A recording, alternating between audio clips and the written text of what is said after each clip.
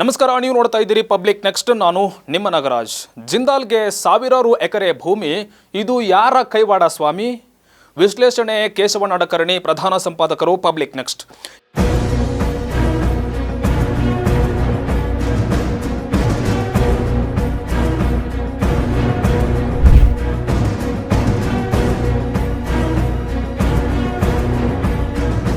ಈ ರಾಜಕಾರಣಿಗಳಿಗೆ ಏನಾದರೂ ಮಾನ ಮರ್ಯಾದೆ ಅನ್ನೋದು ಇದೆಯಾ?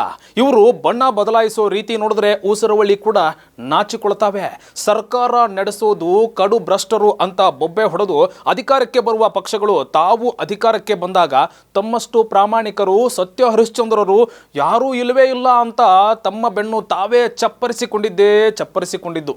ರಾಜ್ಯದಲ್ಲಿ ಒಂದೇ ಪಕ್ಷದ ಸರ್ಕಾರವಿರಲಿ ಅಥವಾ ಕಿಚಡಿ ಸರ್ಕಾರ ಇರಲಿ, ಕಾಂಗ್ರೆಸ್, ಜೆಡಿಎಸ್ ಮತ್ತು ಬಿಜೆಪಿ ನಾಯಕರು ಕಾಲಕ್ಕೆ ತಕ್ಕಂತೆ ಬಣ್ಣ ಬದಲಾಯಿಸುತ್ತಲೇ ಬಂದಿದ್ದಾರೆ. ಅವರೆಲ್ಲರೂ ಅವಕಾಶವಾದಿಗಳೇ. ಇದಕ್ಕೆ ತಾಜಾ ಉದಾಹರಣೆ ಅಂದರೆ ಜಿಂದಾಲ್ ಕಾರ್ಖಾನೆಗೆ ಬಳ್ಳಾರಿ ಜಿಲ್ಲೆ ತೋರಣಗಲ್ ಬಳಿಯ ಸಾವಿರಾರು ಎಕರೆ ಭೂಮಿ ಪರಭಾರೆ ಮಾಡೋದಕ್ಕೆ ಹೊರಟಿರುವ ಕಾಂಗ್ರೆಸ್ ಸರ್ಕಾರದ ನಿರ್ಧಾರ. ದುರಂತ ಹೇಗಿದೆ ನೋಡಿ. ಖನಿಜ ಭರಿತ ಬೆಲೆ ಬಾಳುವ ಭೂಮಿಯನ್ನ ಜಿಂದಾಲ್ ಉಕ್ಕು ಕಾರ್ಖಾನೆಗೆ ಮಾರೋದಿಕ್ಕೆ ಹೊರಟಿದೆ. ಅದು ಕೂಡ ಪ್ರತಿ ಎಕರೆಗೆ ಕೇವಲ 1 ರಿಂದ 1.5 ಲಕ್ಷ ಮಾತ್ರ ರೇಟ್ ಫಿಕ್ಸ್ ಮಾಡಿದಂತೆ ಸರ್ಕಾರ. ಸ್ವಾಮಿ, ಅದೇ ಭೂಮಿಯನ್ನ ರೈತರಿಗೆ ಕೊಡಿ, ಜಿಂದಾಲ್ಗಿಂತಲೂ ಹೆಚ್ಚು ಬೆಲೆ ಕೊಟ್ಟು ಖರೀದಿ ಮಾಡ್ತಾರೆ ಅಂದರೂ ಸರ್ಕಾರ ಕೊಡ್ತಾ ಇಲ್ಲ.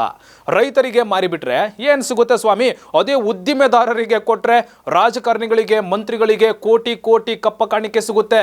ಆ ಸೂಟ್ ಕೇಸ್ ತುಂಬ ಭರ್ತಿಯಾಗಿ ದಿಲ್ಲಿವರೆಗೂ ಹೋಗುತ್ತೆ. ಮೊನ್ನೆ ನಡೆದ ಕ್ಯಾಬಿನೆಟ್ ಸಭೆಯಲ್ಲಿ 3,500ಕ್ಕೂ ಹೆಚ್ಚು ಎಕರೆ ಭೂಮಿಯನ್ನ ಜಿಂದಾಲ್ ಕಂಪನಿಗೆ ಉಡಿಗೆ ಹಾಕೋದಿಕ್ಕೆ ಹೊರಟಿದೆ ರಾಜ್ಯ ಸರ್ಕಾರ. ಇದು ವಿವಾದ ಆಗದೇ ಇರೋದಕ್ಕೆ ಸಾಧ್ಯತೆ ಇದೆಯಾ? ದುರಂತ ಅಂದರೆ ನೋಡಿ, ಜಿಂದಾಲ್ಗೆ ಈ ಹಿಂದೆ ಭೂಮಿ ಮಾರುವುದರ ವಿರುದ್ಧ ಧ್ವನಿ ಎತ್ತಿದ್ದ HK ಪಾಟೀಲ್ ಅವರೇ ಈಗ ಜಿಂದಾಲ್ಗೆ ಭೂಮಿ ಕೊಡುವ ಸರ್ಕಾರದ ನಿರ್ಧಾರವನ್ನು ಮಾಧ್ಯಮಗಳ ಮುಂದೆ ಬಹಿರಂಗಪಡಿಸಬೇಕಾದಂತಹ ಅನಿವಾರ್ಯತೆ ಬಂದಿತ್ತು. ಸರ್ಕಾರದ ನೀತಿ ನಿರ್ಧಾರವನ್ನು ಪ್ರಕಟಿಸುವುದು HK ಪಾಟೀಲರ ಕರ್ತವ್ಯ ಆಗಿತ್ತು. ಅದರಂತೆ ಅವತ್ತಿನ ಕ್ಯಾಬಿನೆಟ್ ಎಲ್ಲ ನಿರ್ಧಾರಗಳನ್ನು ಅವರು ಮಾಧ್ಯಮಗಳ ಮುಂದೆ ಬ್ರೀಫ್ ಮಾಡಿರಬಹುದು. ಆದರೆ ಕ್ಯಾಬಿನೆಟ್ ಮೀಟಿಂಗ್ನಲ್ಲಿ ಇದೇ ಪಾಟೀಲ್ರು ಜಿಂದಾಲ್ಗೆ ಭೂಮಿ ಮಾರೋದು ಬೇಡ ಅಂತ ಆಕ್ಷೇಪ ಮಾಡಿದ್ದು ಗಮನಾರ್ಹ. HK ಅವರಂಥ ಅತ್ಯಂತ ಹಿರಿಯ ಮಂತ್ರಿ ಮತ್ತು ಅನೇಕ ಸದಸ್ಯರು ಕೂಡ ವಿರೋಧ ಮಾಡಿದ್ರು. ಸರ್ಕಾರ ಸಂಪದ್ಭರಿತ ಭೂಮಿಯನ್ನ ಪರಭಾರೆ ಮಾಡೋದಿಕ್ಕೆ ಕಾಂಗ್ರೆಸ್ ಸರ್ಕಾರ ಮುಂದಾಗಿರೋದು ಯಾಕೆ ಅನ್ನೋದು ನಿಮಗೆಲ್ಲ ಗೊತ್ತಾಗಿರಬಹುದಲ್ವೇ? ಅದ್ಯಾರೋ ಒಬ್ಬ ಪ್ರಭಾವಿ ಮಂತ್ರಿ ಫೋರ್ಸ್ ಮಾಡಿದ್ರಿಂದ CM ಸಿದ್ದರಾಮಯ್ಯ ಜಿಂದಾಲ್ಗೆ ಜಮೀನು ಮಾರೋದಿಕ್ಕೆ ಓಕೆ ಅಂತ ಹೇಳಿದ್ದಾರೆ ಅಂತ ಹೇಳಲಾಗ್ತಾ ಇದೆ. ಈ ಹಿಂದಿನ ಸರ್ಕಾರ ಕೈಗೊಂಡ ನಿರ್ಧಾರವನ್ನ ಮರುಪರಿಶೀಲಿಸದೆ, ಕಾನೂನು ಇಲಾಖೆಯ ಅಭಿಪ್ರಾಯ ಪಡೆಯದೆ ಸರ್ಕಾರ ತರಾತುರಿಯಲ್ಲಿ ನಿರ್ಧಾರ ಕೈಗೊಂಡಿದ್ದು ಹಲವಾರು ಸಂಶಯಗಳಿಗೆ ಕಾರಣವಾಗಿದೆ. ಜಿಂದಾಲ್ಗೆ ಭೂಮಿ ಮಾರೋದನ್ನ ಸಚಿವ HK ಪಾಟೀಲ್ ಮಾತ್ರವಲ್ಲ, ಅರಣ್ಯ ಮಂತ್ರಿ ಈಶ್ವರ್ ಖಂಡ್ರೆ, ಸಮಾಜ ಕಲ್ಯಾಣ ಮಂತ್ರಿ HC ಮಹದೇವಪ್ಪ ಸಹ ವಿರೋಧ ಮಾಡಿದ್ದಾರಂತೆ. ಆದರೆ ಈ ಎಲ್ಲ ಮಂತ್ರಿಗಳ ಬಾಯಿಗೆ ಬೀಗ ಹಾಕಿದವರು ಯಾರು ಅನ್ನೋದು ಬೆಳಕಿಗೆ ಬರಬೇಕಿದೆ.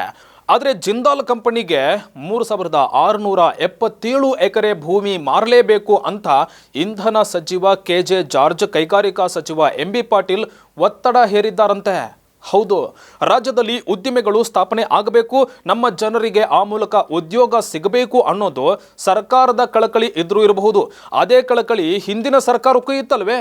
ಅವತ್ತು ವಿರೋಧ ಮಾಡಿದ ನೀವು ಇವತ್ತು ಯಾವುದೇ ಬದಲಾವಣೆ ಇಲ್ಲದೆ ಅದೇ ಕಂಪನಿಗೆ ಮಾರಾಟ ಮಾಡೋದಿಕ್ಕೆ ಹೋಗಿದ್ದು ಯಾಕೆ ಅಂತ ಜನರ ಪ್ರಶ್ನೆಗೆ ನೀವು ಉತ್ತರಿಸಬೇಕಾಗಿದೆ.